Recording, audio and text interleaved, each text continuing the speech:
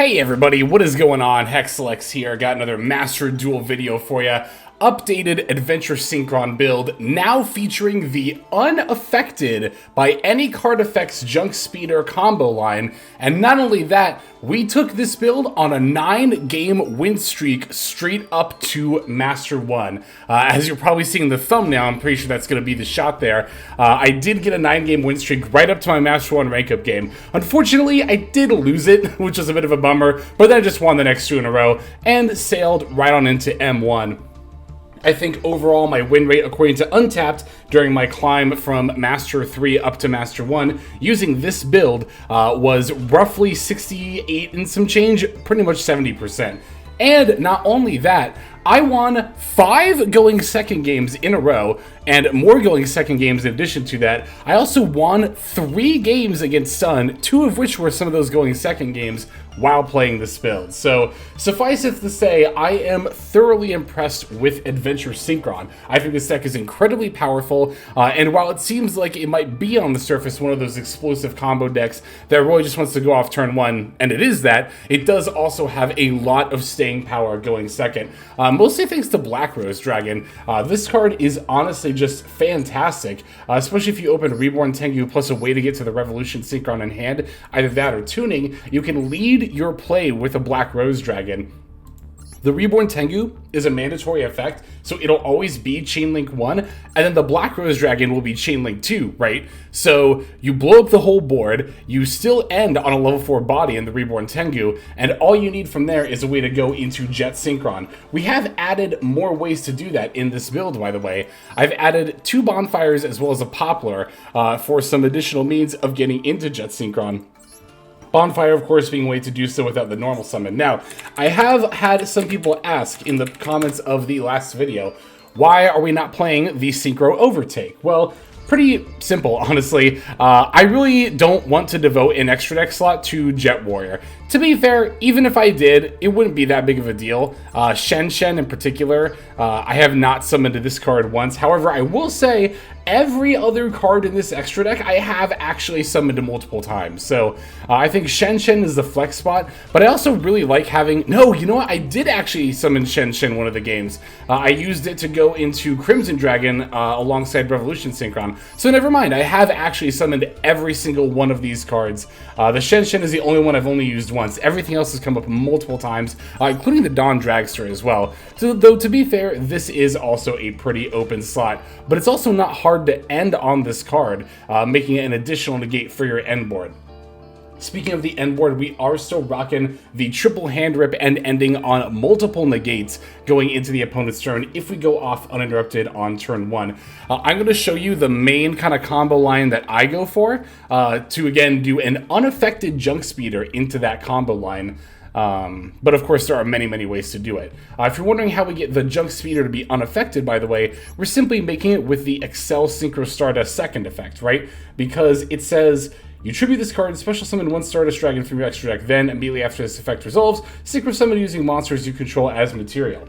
Now, it does not say that you have to use itself or the Stardust Dragon that you summon as the material. It just says you perform a Synchro Summon afterward. So if you tribute the Excel Synchro Stardust while you control the materials to make Junk Speeder, you can summon Junk Speeder off this effect and then it will be unaffected by your opponent's activated effects. So no Ash Blossom, no Veiler, no Imperm is going to interrupt you here. Could still get nibbed, but, you know, that's just a risk that any combo deck is going to have to take, right?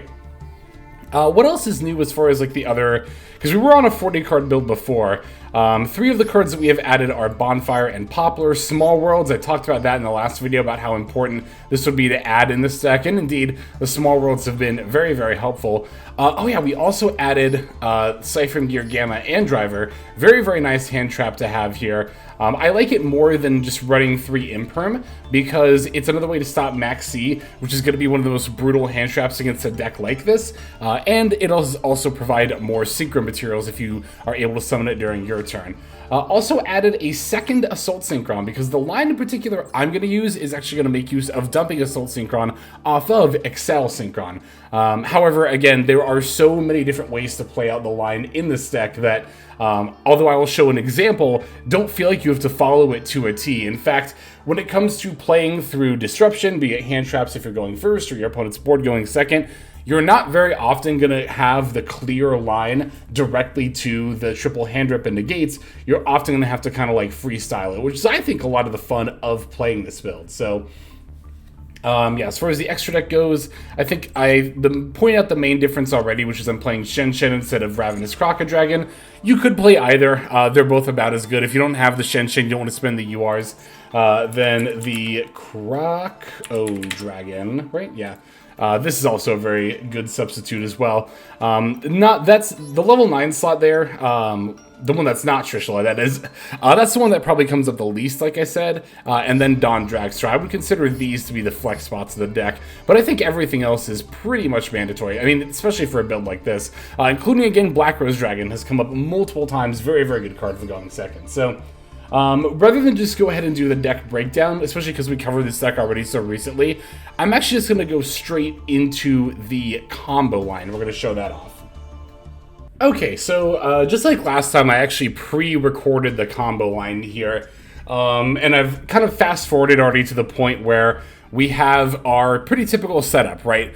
We have the Jet Synchron in play, our Adventure Token, and our Wandering Griffin Rider. So, previously, we would start our combo off by simply going into the Junk Speeder. However, again, we can actually make our Junk Speeder unaffected by card effects. So what I'm going to do here is actually go for the Excel Synchro Stardust using the Jet Synchron and the Wandering Griffin Rider.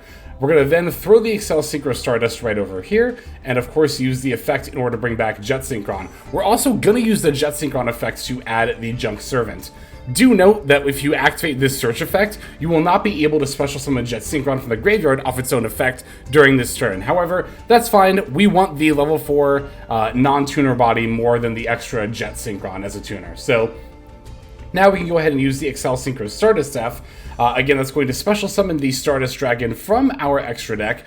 We can throw in the EMZ. You can also throw Junk Speeder up there. It doesn't super matter. But you do want to make sure you're making use of the EMZ so that you have enough room to do all of your plays. So we're synchroing for the Junk Speeder off of that effect there. And now we can summon out our tuners. And once again, this Junk Speeder is unaffected by any card effects. So once again, no Ash Blossom, no Valor, no Imperm, no Gamma. Nothing will be stopping this. So we're going to summon one of each Stardust, Revolution, Excel, and Jet Synchron. Stardust Synchron is going to add the Stardust Illumination from our deck to our hand. All right, now from here, we're going to actually go, I think, straight into Crimson Dragon first, if I recall correctly. You can see me trying to, like, remember what to go for here as I was doing the combo line. But yep, we're going to go Stardust and Stardust. That is Stardust Synchron and Stardust Dragon. For the Crimson Dragon, once again, very important to summon that in the extra monster zone. That way we make sure we have enough materials on the field. Going to add a Synchro Rumble from our deck to our hand off the Crimson Dragon. Now, after that, we have the room to special our Junk Servant. We want to do that now while our Junk Speeder is still in play. And also having the level 4 non-tuner body on the board sooner means that we can go for our, I'm pretty sure we go for Hyper Librarian next year. Should be, yep. I keep hesitating because I'm thinking I'm going to misremember, but that's also why I was hesitating while actually recording this before. This combo line is very long, but it's actually like not the most difficult to remember. Because, you know, you want to make sure you have the room first, obviously, right? That's why we put the Crimson Dragon in the EMZ. And then getting out the Hyper Librarian is definitely very, very good to do as well. So this particular line is actually going to go into the Omega pretty early, too. So I'm going to go into Omega next with the Junk Speeder plus Revolution Synchron. From there, we can, of course, get the draw off the Hyper Librarian. You could use Omega now, just to get some more room. We're going to end up using it here in a moment anyway, but yeah, it doesn't really super matter at what point you use Omega, as long as you, again, are making sure you have enough room. So, gonna use the Synchro Rumble to actually bring back the Stardust Dragon. We do need to do this to make sure that our Stardust Illumination is able to special summon the Stardust Trail, and not just send it from the deck to the graveyard. So make sure that that is the case when you are activating Illumination, that you either have Stardust Dragon or Excel on the field. In this line, again, we're gonna have the Stardust Dragon in play. So There goes the Omega Hand Rip. Again, we're going to make a little more room there. Now we get to special summon. It should be Baron de Fleur next, using the Assault Synchron and the Stardust Dragon. As soon as Past Me has figured out that that's what we're going to do here. I think if I actually click to hold, I can fast forward a little bit. Yeah, there we go. I don't know if I am actually fast forwarding. Oh, no. Okay, so sorry. We're actually going to activate the Revolution Synchron effect. Oh, you know what? Actually, it doesn't really matter what order you do it in. I'm going to go for the Excel Synchron first, but you could also go for Baron de Fleur first, like I said I was about to do. Now that I'm a little more experienced, that's usually what I do, because obviously having the Omni Negate up sooner is better, but it also doesn't super matter, because again, at this point, if you were going to get nibbed, they would have probably done it already. Or maybe not. Actually, you know, to be fair, that might not be the case. Some people really do hold that Nibiru, but anyway, because we use the trail to go for the Excel Synchron, we get the level 1 token as well. You get that off of trail if you go for a Synchron warrior or like dragon Synchro monster or something like that. So, okay, now from here should be the Baron de Fleur using the Assault Synchron and the Stardust. Yep, there it is.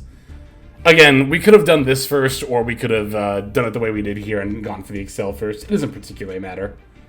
Get another draw off the Hyper Librarian. Another thing to note about this particular combo line is that we're not relying on anything drawn off Hyper Librarian. I should have actually pointed that out at the beginning, but we're not banking on drawing any one particular card. You're going to be able to do this every time, no matter what you draw. So we're now going to use Crimson Dragon to put the Bestial Dissipator into the EMZ. And from there, we can activate our Dissipator to we'll just get the Omega back now and do the other Hand Rip. So we ripped once with Omega, now here's the second one, but this is a triple Hand Rip, meaning that we are going to end up taking yet another card in just a moment here, going for the Trishula, of course. So one of the reasons that we play, actually the main reason why we play 2 Assault Synchron in this build is for the Excel Synchron effect that we're going to activate here. Because I need the Excel Synchron to be a level 3 tuner specifically in order for this to work. That was one of the biggest hurdles I had making this work with a 40 card build, was not having the right levels to make all of this stuff and also off the unaffected speeder. So now we're going to make the Trishula using the Excel Synchron, the token, and the Hyper Librarian. So no more draws off Librarian, but it's fine. We don't really need that many more draws, and we're not going to do too much more Synchro. Well, I mean, we are, but for most deck standards. But for this deck standard, we're not doing too much Synchroing here. So this looks a bit counterintuitive, but we're actually going to tribute the Bestial Dissipator to bring back the Stardust Synchron. And the reason we can do that is because we have the Assault Synchrons in our graveyard. So that's going to let us bring back the Bestial Dissipator to our field. And because we tributed a monster, we also get to bring back the Stardust Trail as well. The Stardust Trail we're actually not even really going to need, but you'll see how it can come up here in just a moment. So bringing back that Dissipator, as said. Now from here, we can use the Graveyard effect of Stardust Illumination. We're going to adjust the level of our Stardust Synchron down to 3. And now we can take our newly level 3 Stardust Synchron, as well as our level 9 Trishula, and sync those off into our Crimson Dragon. And there you go, there's the triple Hand Rip, setting up the Baron de Fleur, Bestial Dissipator into the Majestic Star Dragon. But we also didn't use our normal summon, and as long as you have access to Rev Synchron via just drawing it or tuning, you can additionally add Dawn Dragster to your end board using that leftover Stardust Trail that ends up on the field. So there you go, there's your optional 4th negate. So it's actually possible to have more negates than your opponent will even have cards in hand. So there's that combo line. Now let's go ahead and see some actual duels here. Alright, I figured people might be interested to see at least one of my going second games against Stun, since I mentioned those in the profile. So let's start off with one of them here. As you can see, we have lost the coin toss. Ironically enough, my opponent's name is Fixed Coin Toss. They won on their rank up game, mind you. And yeah, they end up being on Stun. So is it any wonder why they're complaining about the coin toss? Now here, we're going to get to use our Gamma on Fairy Tail Luna. Any opportunity to use a hand trap against Stun is very welcome, especially one like Gamma. But we are still going to have to face Necro Valley as well as 3 back row. However, as you can see, I actually have a hand that's pretty well built for this kind of a situation. Indeed, I don't even really have tuners. So even if I wasn't against Stun, I wouldn't be able to combo anyway. So this is one of those hands where I'm actually glad I went second against stun. You would probably never expect a Synchron player to say, oh, I'm glad I went second against stun. But if I had gone second against any other combo deck, they would have just destroyed me here. But stun's going to play a slow enough game that I can just play Reborn Tengu beatdown, and it's actually going to be enough to get me there. So gonna throw down that Tengu, smack him directly, set the call by, pass back over to our friend Fixed Coin Toss here, who is going to pass, not drawing another monster there. Very glad we got to Gamma that Fairy Tail Luna. Rite of Armistier is an excellent draw for this situation. We're gonna get to summon out the Adventure token and throw down the Fateful Adventure. I will say that I did... This placement wasn't necessarily ideal, because if there did happen to be an Imperm, I did kind of have to play into if this happened to be it, but knowing that it's done, they don't play Imperm that often, they usually just go for Floodgates and Solemns anyway. I was a little surprised that we didn't see a Solemn here, honestly, but I don't know, I guess they just didn't really have anything worth using here, so... gonna summon out the Wandering Griffin Rider, bounce the back row with the Dracoback, normal summon a Reborn Tengu, and that's actually gonna be it right there.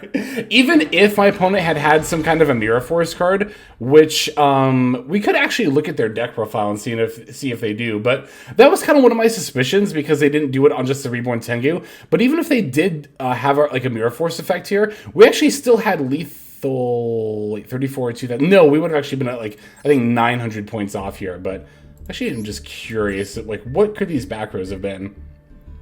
Could have been macros, could have possibly been evenly.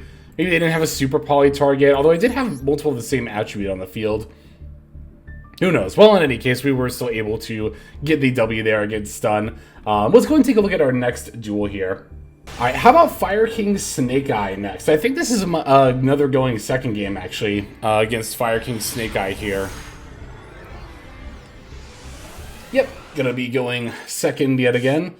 I mean, like I said, it's totally fine. This might seem like a deck where you do really want to win the coin toss every single time, but okay, so you'll notice I didn't ash on the Ponix there. I was waiting for the island. Then my opponent threw out the 1-for-1 and decided to take the ash. But looking back on it, I probably should have just let them go for the Snake Eye ash, right?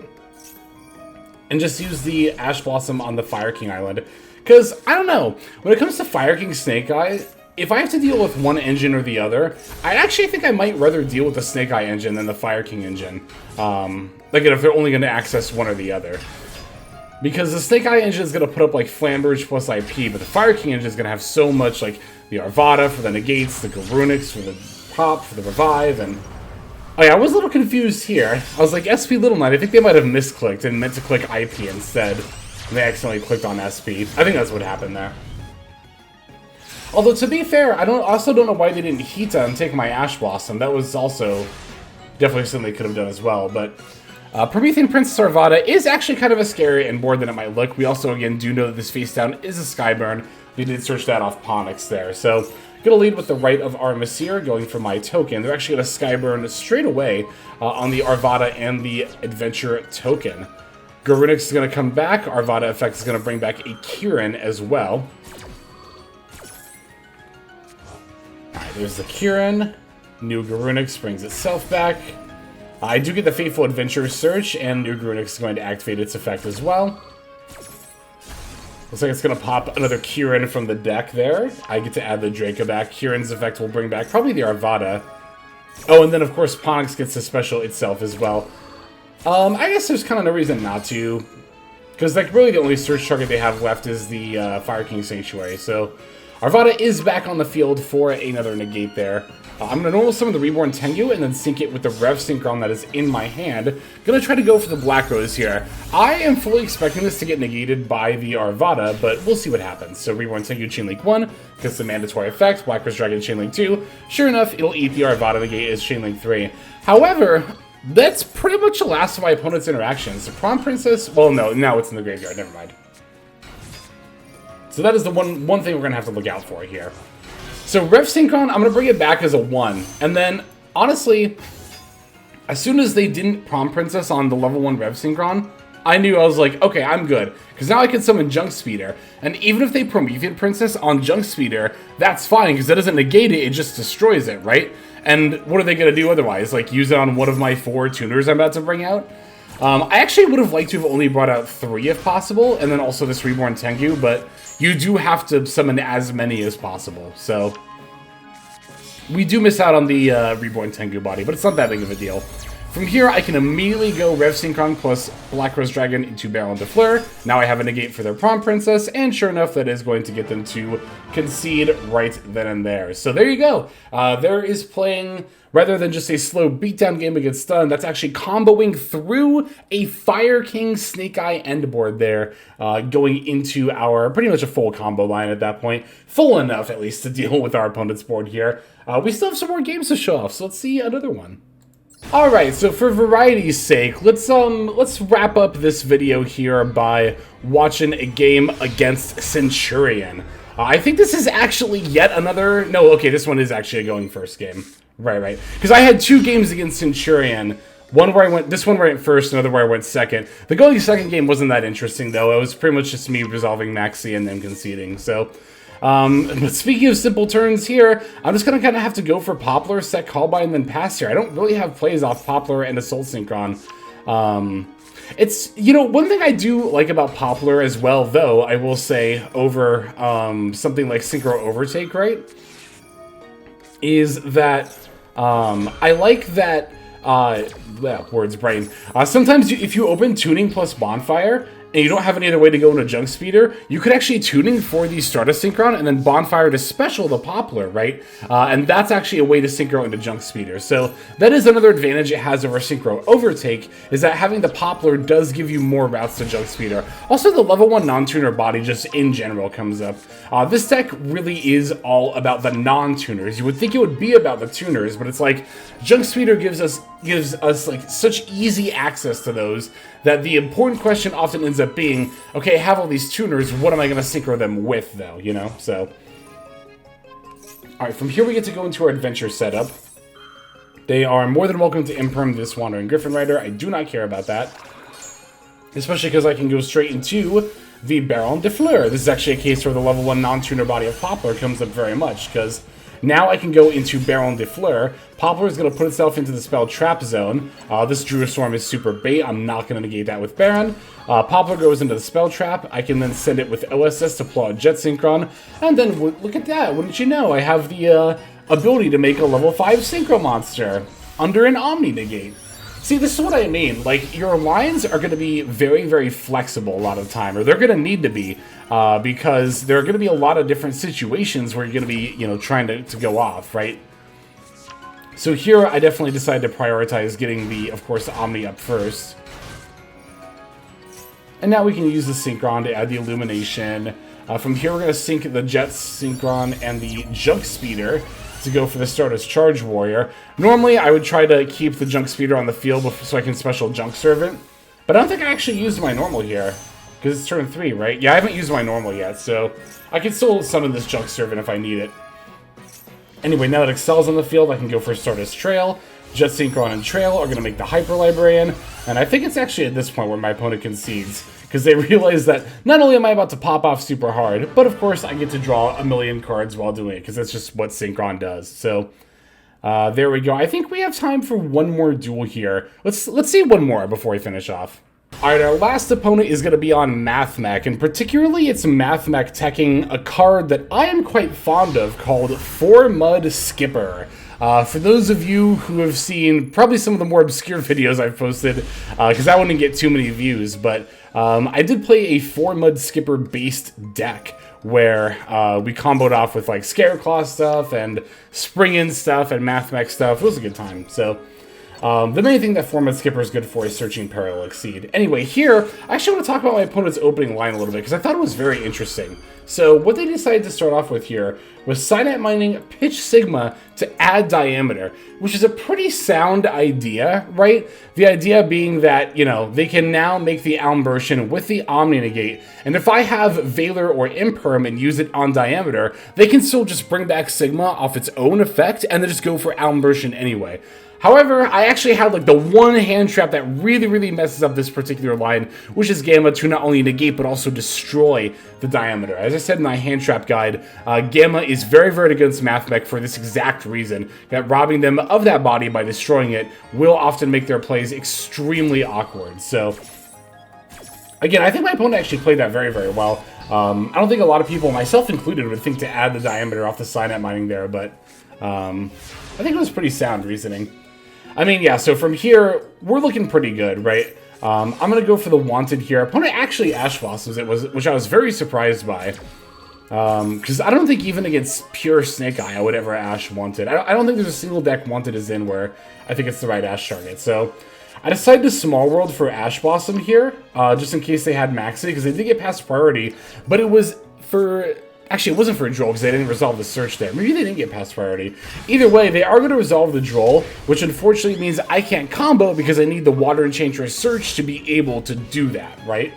So, gonna have to hope they don't have more follow-up here, or at the very least my Ash Blossom is enough to stop it. Here is their good old pal 4-Mud Skipper going for the Salamangreat Almirage.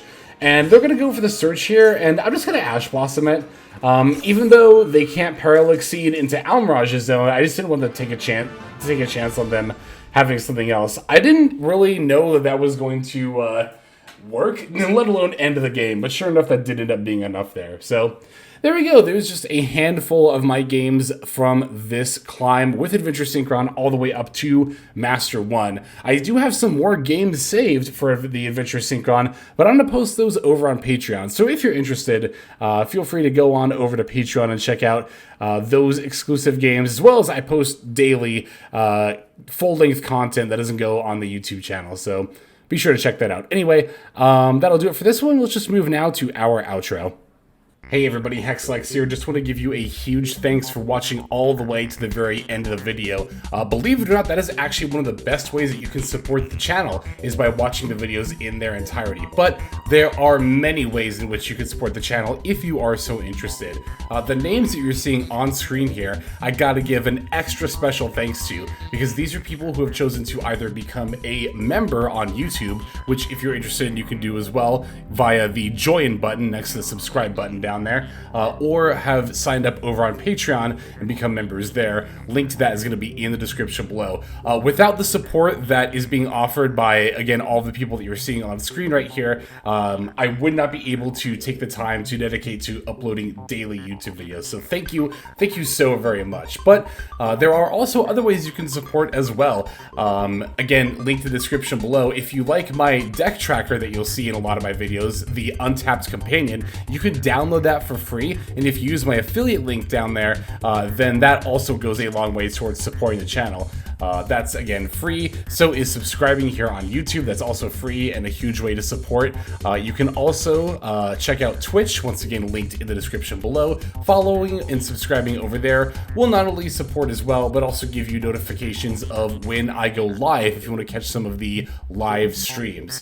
But really, no matter how you choose to support, it all adds up, and it all definitely means the world. So thank you, each and every one of you. For now, this is Hexlex. I'm going to be signing out, but more than that, I'm hoping that you have a fantastic day.